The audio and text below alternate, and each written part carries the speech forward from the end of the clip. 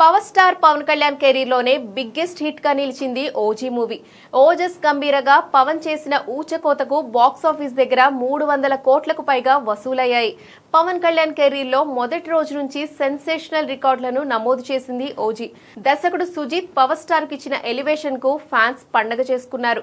ఇదే జోష్ లో పవన్ కూడా సుజిత్ తో ఓజీ ప్రీక్వెల్ లేదా సీక్వెల్ చేయాలని డిసైడ్ అయ్యారు.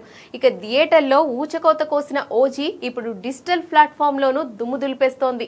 ప్రస్తుతం ప్రముఖ ఓటీటీ నెట్ఫ్లిక్స్ లో ఓజీ స్ట్రీమింగ్ అవుతోంది. అయితే అక్టోబర్ 23 నుంచి 26 వరకు ఏకంగా 3.2 మిలియన్ల వ్యూస్ సొంతం చేసుకుంది ఓజీ. కేవలం 4 రోజుల్లో ఈ స్థాయి వ్యూస్ రాబట్టి సెన్సేషన్ క్రియేట్ చేసింది. అలాగే ఇండియాలో హిందీ చిత్రాలతో పాటు ఇతర భాషల చిత్రాలను వెనక్కి నెట్టి నెంబర్ 1 స్థానంలో నిలిచింది ఓజీ. అంతేకాదు ఇతర దేశాల్లో ఈ సినిమా నెట్ఫ్లిక్స్ టాప్ మూవీస్ జాబితాలో చోటు సొంతం చేసుకోవడం విశేషం.